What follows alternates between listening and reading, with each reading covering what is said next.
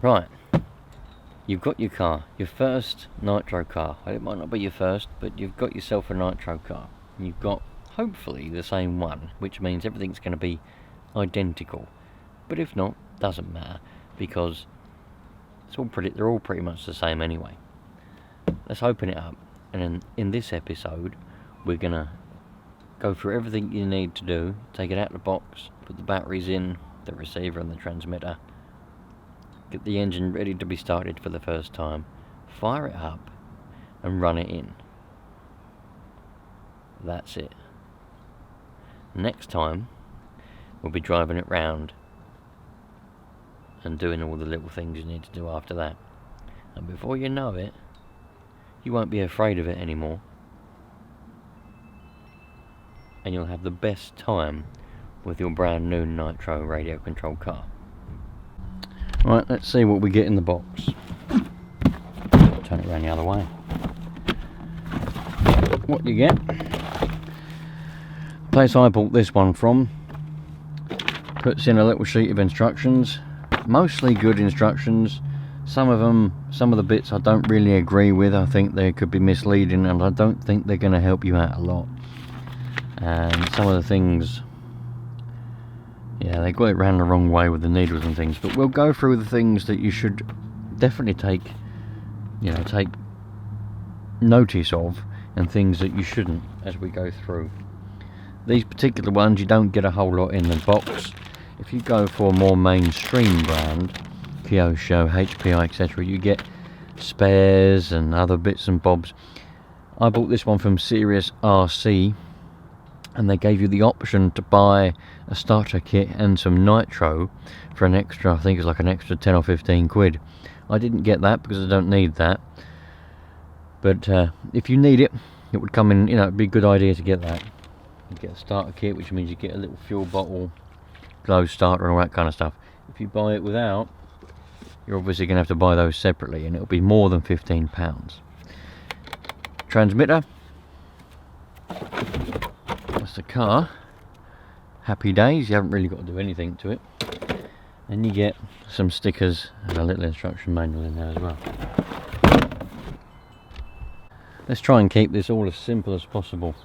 Transmitter takes 4 AA batteries. So the old ones used to take 8, but the new type these days takes 4. So we just got to put 4 AA batteries in there, and that'll be that. When it comes to the receiver, we've got a couple of options. I'm going to tell you what the best option is, or the option that you could go for. Depends on how easy you want it to be. Where's the on button? There it is. We're ready to rock and roll. So now we need to put some batteries in the receiver so that the servos will work. The servos are the things that control the steering and the throttle and the brake. I'll explain how they work later on. You can take your polythene off your shell or leave it on, whatever you want to do. I'm going to take mine off. Look, what a lovely shell. Very nice monster truck these ones. So the fundamentals of what you've got in front of you now, obviously the engine. We'll go through what everything means and what everything does in dedicated videos to those. This particular one is aimed pretty much solely at getting your car running, and so that you can run it in, and then we'll move on. So make sure everything's there though. You've got your air filter and your sponge, it's very important, that's there. Make sure everything's in place. The pull start has got a little thing on it. Pulling line for starters around 30 to 50 centimeters. Always pull the pull starter, blah blah blah blah blah. You can read that little thing, gives you a little bit of helping hand. So we need a Phillips screwdriver. I haven't got a Phillips one to hand, but I've got a flat head, so we can undo the screws that hold the lid on for your battery tray, because we need to take this off in order to put the batteries in.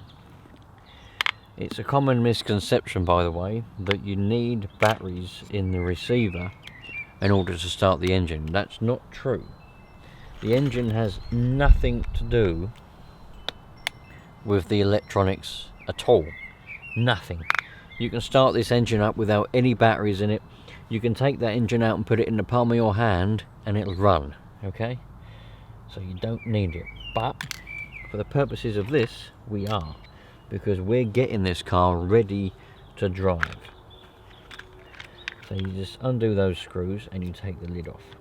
Got to be careful because you've got the wires for the switch. There's the receiver. That's the receiver there. Now, most Nitro cars, even the proper branded, slightly more expensive ones, come with one of these little battery holder things. Now, you put 4 AA batteries in there, and you can use these, no problem. Most of us get rid of this because they're not a lot of good, but you can use this, put 4 AA batteries in there. But if you do choose to use this, make sure that you get a cable tie, and once you put the batteries in, obviously you do the cable tie up, and what that does is it holds the batteries in, because although these have got little things to hold the batteries, they're supposed to hold them in, with vibrations, and if you crash or if you're jumping or whatever, it's common for one of the batteries to come slightly loose, then you lose power, and basically, well, the car will just do whatever it wants. If it was on throttle at the time, it'll stay on throttle, regardless of any kind of fail-safe. Fail-safes don't save you from lack of power. If the power source becomes disconnected in any way, nothing will save it. So it's important that you put a cable tie around to hold the batteries in. But the best thing to do is to get yourself one of these hump packs. They're called a hump pack because they're in the shape of a hump, obviously. And you charge these up with a dedicated battery charger. You can get all different types, lithium ion, whatever. This is nickel metal hydride, and these are the ones that are commonly used. And if you buy ones with the 2 wires on, they're great, because it means that you can stick one of the wires out the side of the battery tray and you can charge the battery in situ. Otherwise you have to undo it, take the battery out and charge it up. But that's not a problem, is it? I mean, anyone can do that anyway. So you get one of these. They're designed to fit in battery trays, that's what they're designed for. And also you need to get the right plug, but if you get one with the 2 wires, not only can you charge it while it's in situ, but you can also plug it into any switch that you want. So there we go. We put the receiver back where that lives. Make sure that we put the battery, the lid around the right way. Put the receiver in that way round. Put the little wires in. You have to be very careful that you don't trap any wires. It's very common that you see people with their cars where they've trapped wires, and they're going, why doesn't it work? What's happened? Something's wrong, something's not working or whatever, because they've trapped a wire and they've cut it. It is obvious though that if you go and buy yourself one of these hump pack battery packs, you're going to have to buy a charger in order to charge it up, because you can't charge it with, well, you know, you can buy plug-in-the-wall chargers. It's literally just a plug with a wire coming out that you plug straight in the wall, and that charges your battery. Or you can buy a bit of a more dedicated fast charger, which is like a unit that you put, you know, and that can charge many batteries. So if you know that'll do you for many batteries, all different types. So it might be worth investing in that.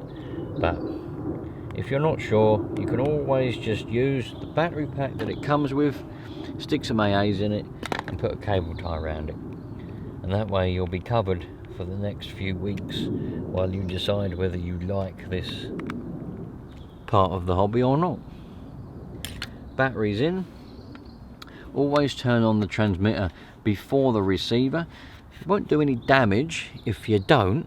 It's just good habit that kind of comes from the old days with 27 megahertz, but it's still a good habit to be in. Turn on the transmitter and then the receiver, and then give it a bit of a test. Make sure your steering goes in the right directions. Right is right, left is left. Make sure your throttle is working properly. Make sure your brakes are working properly. My throttle isn't working properly, so we'll turn that. Oh, that's the wrong one.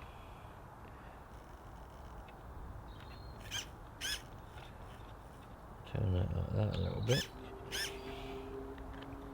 You can take the foams out so you can see. There we go. We're now getting full throttle. Don't worry, you can't see what I've just done, but as I said, I am gonna in detail show you everything, all the troubleshooting in case something doesn't work, in case something doesn't work properly, or just whatever. It's all gonna be detailed in different sections of videos. Anyway, now we've got the receivers working properly, we've got batteries in it, it's all working fine. Let's move over to some nitro fuel. Puts a bit of fuel in it. So it says in the instructions that this engine needs to run on, see, this is a VX18, so this is an 18 engine. These will run on 20, 25, 16, whatever percentage you like. It says use 16% only. It isn't necessary, you can run it on 20 or 25. I've got some 20 here, so I've got a little bit in this bottle. I don't know if it's 20 was in the bottle, but it doesn't matter. Open that up. Fill up your tank. Just like that.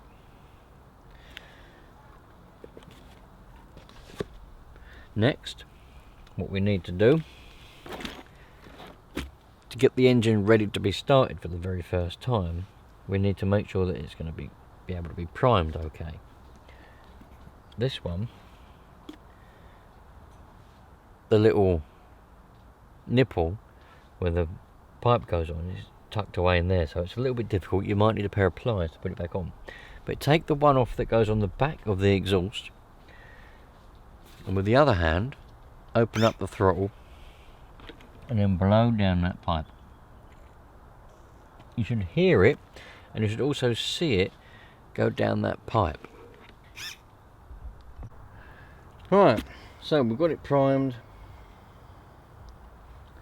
Stick the glow starter in, make sure it's fully charged obviously, and once it's running we'll just do a full tank of nitro on tick over. That will be the first stage of the running in.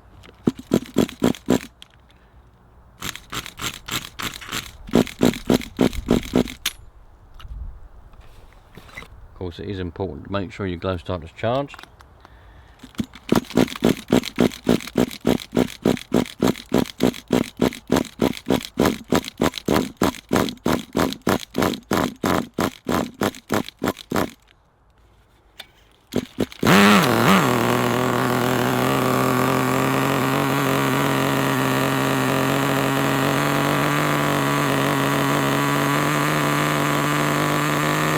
Like that now.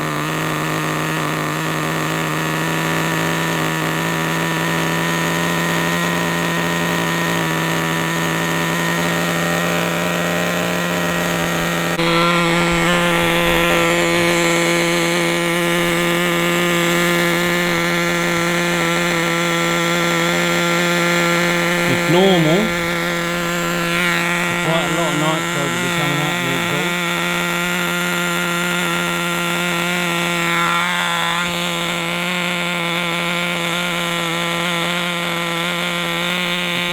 Cloth over it, try and keep some of the heat in, because after all it is supposed to be doing a heat cycle, so it needs to get hot, and then when it runs out of nitro we let it cool down again, and that lets the piston and the liner and all that kind of stuff settle in together.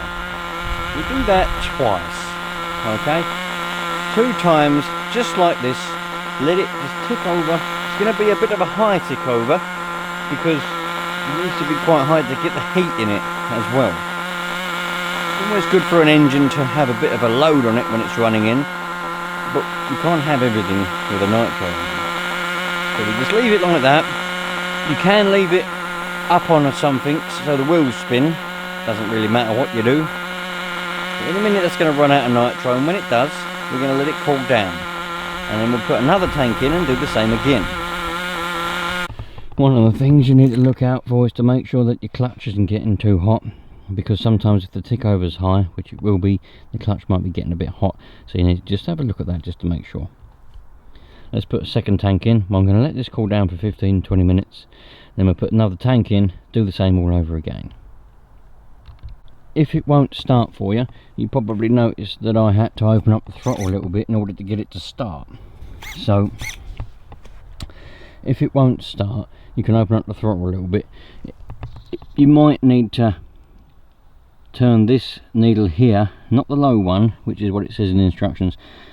Those instructions aren't right for some reason.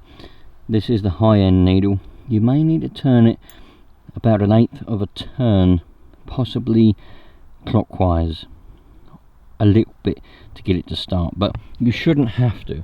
They're normally fairly good.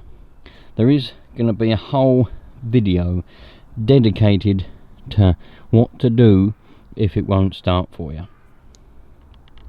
Right, I wasn't going to show this bit, but I have seen people, and I've also had people ask me as well, how do you get the nitro inside this bottle? You don't have to take that off and pour it in or nothing like that. These are designed as squeezy bottles, right?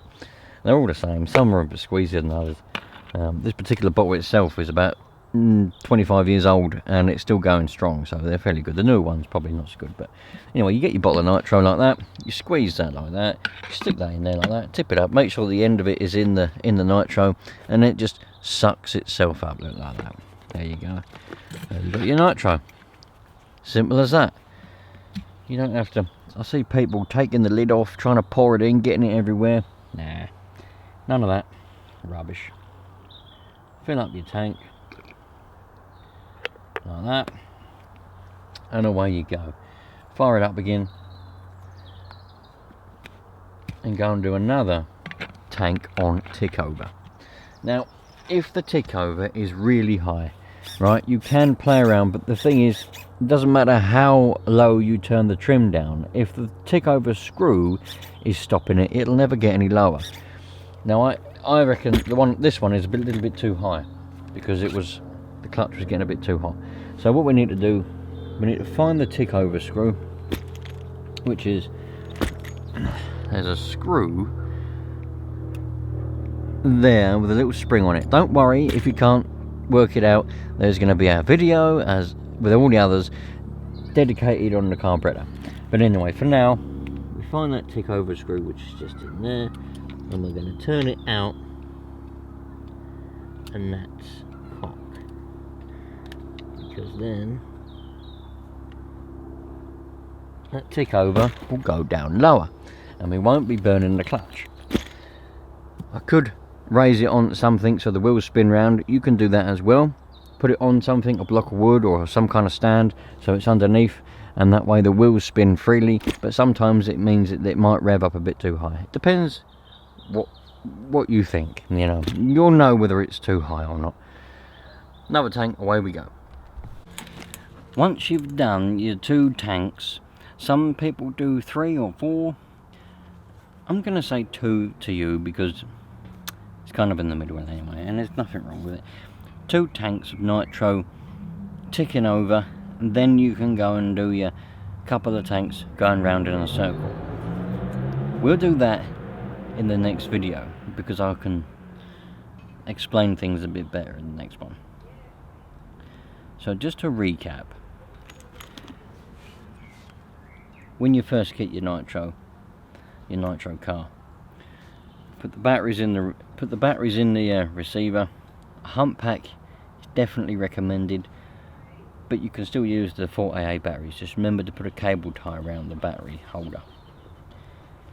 The transmitter is self-explanatory.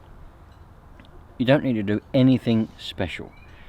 Obviously make sure that you charge up your glow starter. You can get glow starters where you put a battery, 1 AA battery, or some of them take a couple of AA batteries. They're not so good. Go for the ones that you charge up with a nickel metal hydrate battery in, because they're the good ones. They're the ones that you want. If you haven't yet bought your nitro car and you're just looking around to see what it's all about, you can buy these ones.